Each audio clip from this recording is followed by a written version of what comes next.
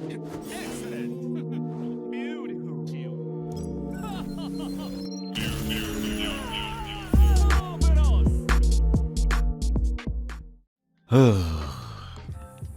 what is up YouTube? Hope you're all doing well.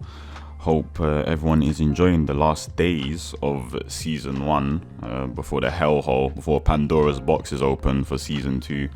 I just wanted to make a quick video about season 2. I know there's a lot of people that are like, oh, how can you lot hate on season 2 when it's not even out yet, and blah blah blah blah blah blah. And it's like, brother, this is why I don't believe in season 2. Just for my history, I've played pretty much every fighting game. I've played a lot of games since I was a little kid. I didn't fully understand how fighting games worked properly until Street Fighter 4. Street Fighter 4 was like the first game where I figured out, like, holy shit, frames are a thing and whatnot. And then Street Fighter 5 came out. That game was total shit, so I started playing Tekken 7. And Tekken 7, that was my first, like, real Tekken. Even though I've played all of the other ones before, Tekken 7 was like my first real one, because I understood, like, what meant what, if that makes sense. And yeah, being brand new into Tekken 7, of course, totally sucked dick at the beginning. I was very, very, very trash. Now I'm just very trash. Amazing transformation. But yeah, the reason I say I don't believe in season 2 is because of the stuff they've just done within my time period of Tekken. You know, I don't know what they've done before Tekken 7, but I can only imagine it's just as bad. But because the game was not as popular, there wasn't much noise about it. So if you look back at if you look back at Tekken 7, like I did in my previous video, where I showed the home in hell sweep. Why would they ever make that decision? I don't know. But there's multiple times they make decisions like that, and they're always terrible. So for instance, I even forgot about this, but people that played Tekken 7, do you remember the time when Lars used to have a I-12 launcher? I don't remember it properly, but it was I-12 punish into rage drive, and from looking at the videos now, the I-12 punish did a wall bounce. You could do I-12 punish into wall bounce, which basically gave you a combo anyway. So stuff like that, that's one thing where Namco like severely fucked up and had to hot fix it instantly. They hot fixed it like 2 to 3 weeks after it was out. So for those weeks, there was Lars everywhere just spamming 12 frame punish all the time, because of course it's a 12 frame move. What was it? It was like 2-1 stance, I think. I can't remember. But yeah, like really dumb shit. Like, it's like they don't test the game themselves because they're not good at the game themselves. So I don't know how they make that a thing. On top of that, during that same patch, that was the same patch Law got down back 4 into 3+4-4. And that also got hot fixed within 2 to 3 weeks. So that's just one instance in Tekken 7. Another instance in Tekken 7, of course, the famous Leroy release. And we all know how that turned out. 6.5 Leroys out of 8 in Evo Japan. And then after that, the Fukuram release. And what did they say about Fukuram? Oh, you need to wait till tournament to see how it is. Well, no, we didn't need to wait till tournament, because we could all see how busted he was. And how many times did he get nerfed and nerfed and nerfed and nerfed. And he was still annoying as fuck. He was still broken as fuck. There's probably many more in Tekken 7 alone that I just can't think off the top of my head. Like, I know, for example, when season 2 got announced, I think it was season 2, the season where wall bounce got introduced. Paul would have had forward 2-1 just frame wall bounce. That would have been super ridiculous. Thank the Lord they removed that. But in the trailer they showed Paul forward 2-1 wall bouncing, and I remember going insane over that. And then just to look at Tekken 8 itself, like the poor decision making they've made, like deleting general mechanics just to fix one character only, like triple aerial spin because of Nina and Feng getting too much damage off their combos with it, pick up into wall blast or floor break or wall break because of Devil Jin. And they even did this in T7 where Ling used to get an infinite on back turn wall splat and you couldn't get out of it. So they deleted they literally changed the whole wall spat mechanic just because of one character. And then they did it again because of Akuma getting an unblockable or something. So literally everyone's wall tech got deleted because of general nerfs, like just removing a whole mechanic. And then Akuma could still do the unblockable setup anyway, so it didn't even matter. So like they really just lazily nerf stuff. They would rather nerf the mechanic by not just nerfing it, but deleting it out of existence. Just like they're doing with key charge now. Because Harang down back 4 into flip flap exists. Oh, that does way too much damage. Let's just remove key charge and make it 150 only. Like, what's the point of key charge anymore?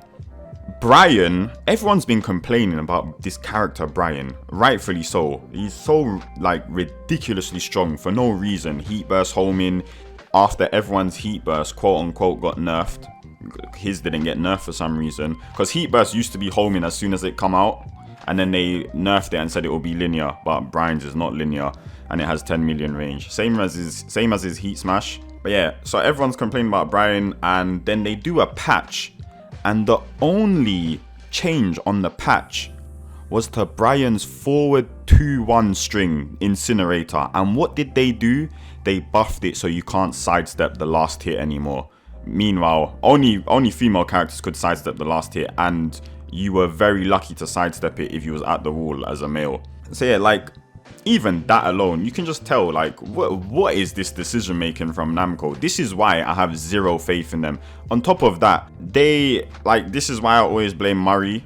This is why I always say his name. They're infamous, why would you want to block? Why would you want to sidestep when you can just block and punish? Stuff like that, it just gives me a clear indication that they have no idea what the fuck they are doing.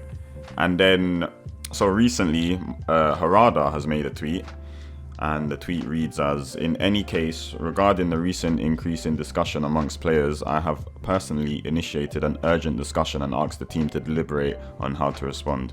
Regardless of the player's title, I take this as an opinion from the Tekken fan community.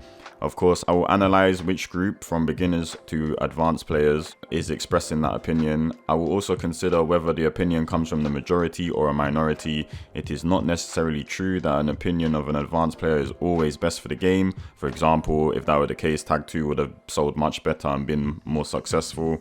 On the other hand, just because an opinion is from a minority doesn't mean it should be ignored. Well, these are just general statements." Okay, I have multiple reasons as to why this is further making me not want to believe in anything they say and have zero faith in them for the rest of their existence. He says he's initiated an urgent discussion himself. Why would you do that if you're confident in what you're making and you know you're going to make a good game? Why would you do that if you're confident in the changes you're making and you believe it's for the best? Why would you not, like...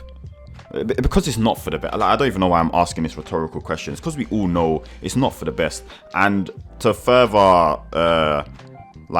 back that point, is like he's complaining about Tag 2 not selling. Oh, so I bet you enjoyed Clive selling, because I guarantee you multiple people bought Clive because of how easy he is, and they could just get a PNG with him with no effort. So all this tweet is telling me is that they will bend their will if there's enough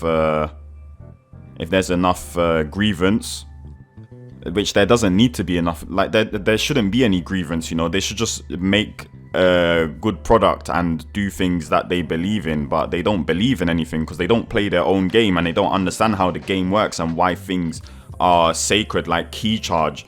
Like, I'm getting off track.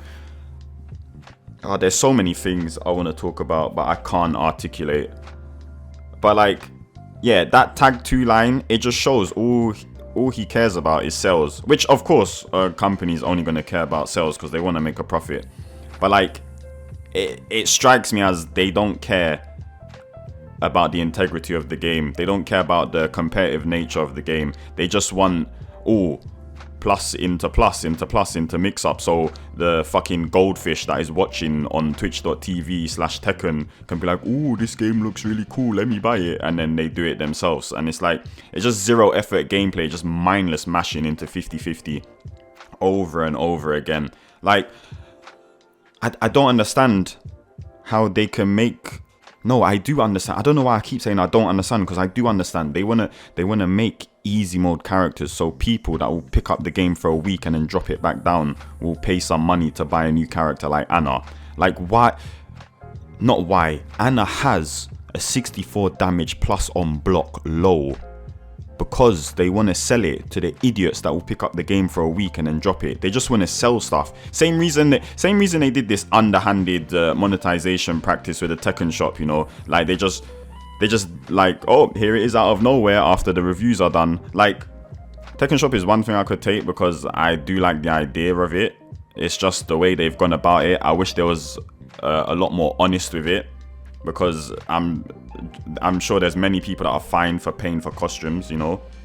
But the way they try to hide it makes it so scummy, and it's giving me the same feeling of the way they're making season 2. They just want the average consumer that doesn't really care about Tekken or fighting games to just pick up the game for a week, mash some buttons, get a PNG, and then call it a day. And then, oh, there's a new character out and he's got even more plus frames from even further range, and they just buy them again and do the same dog. Yeah. So like, yeah, for me, Namco has a history of fucking up and showing ignorance in their own decision makings. Someone asked me in my stream the other day, why do I think they haven't received this amount of backlash in their previous games when they've made fucked up decisions before? And the reason I think they haven't received backlash is not because they weren't making these fucked up decisions. The reason I think they didn't receive as much backlash is because Tekken wasn't popular back then. Everybody knows back then Street Fighter 4 was the shit. Tekken was not mainstream. Tekken was not like a main game at Evo. Tekken was like, bro, Tekken was after fucking KOF, I swear. Like, KOF was before Tekken. That is wild. But now Tekken is like the number 2 spot. Really, it should be the number 1 spot because Bun Street Fighter. Like, Tekken is the hardest, but now it's becoming the softest, becoming the deadest game ever with all this dog shit. Yeah. Hopefully that I don't know. I just kind of waffled for the video. I'm sorry. But hopefully that kind of explained why I have zero faith in Namco. Like, I will never get my hopes up for what they're going to do. Like, I will always believe they're going to do the worst decision possible. And then if it's not the worst decision possible, then it's like, okay, well, nice. Like, oh, I even forgot to talk about it. So after that, because of the backlash, they posted some stuff about removing chip damage from broken grabs. Like, how can you make this decision to give chip damage if you break a grab? Like, do you know how long it takes to even train yourself to grab break as a new player, let alone a veteran player or whatever you want to call it, someone that's been playing for years? Like, it's not easy, and you're gonna tell me I have to take chip damage? Someone said this in the stream the other day. Imagine you lose a round because you broke a grab and the timer ran out. Oh my god, I would lose my shit. But anyway, so they removed that. Now they've shown more information on the grabs. I don't know if they wanted to reveal this, but it's being shown in these pictures. Grab with recovery increased, which is really nice, but only for normal throws. So I don't know what they're going to do for command grabs. Like, characters like Dragonov, Jin, and Harang, why they have a full grab game, I will never understand. Like, they already have insane pressure game, and they're going to have a full grab game on top of it. I will never understand that. But forgetting that, yeah, they're loosening the input window for 1+2 breaks. For me, I hope this doesn't mean that you can option select generic and 1+2, so you can do like 1tilde 2. So you're doing 1 for 1, you're pressing 1 for a generic break and then 1+2 for the 1+2. I hope that doesn't delete both options. Like, you can just get out for free. And yeah, I don't know. I feel like too many people are giving them flowers when they shouldn't be getting flowers, because they've been making shit decisions from day, you know. Like, this is the bare minimum, I feel like, removing this. And like, yeah, I don't know, it's hard, because like, you want to tell them, yeah, this is the right direction you're going in. But like, they should have never went in this direction in the first place with chip damage grab break. So yeah, I don't know. This, hopefully season 2 is not a total shit show. But that's me being optimistic. I know it's gonna be a total shit show. If I'm wrong, then I'm gladly wrong. But yeah, let me know what you guys think in the comments. Yeah, this was my reason why I have zero faith in Namco. I always think they're gonna do shit patch notes because none of them play the game, none of them understand the game. Yeah, like it's just, it's looking grim, fam. It's looking grim, fam. But yeah, peace.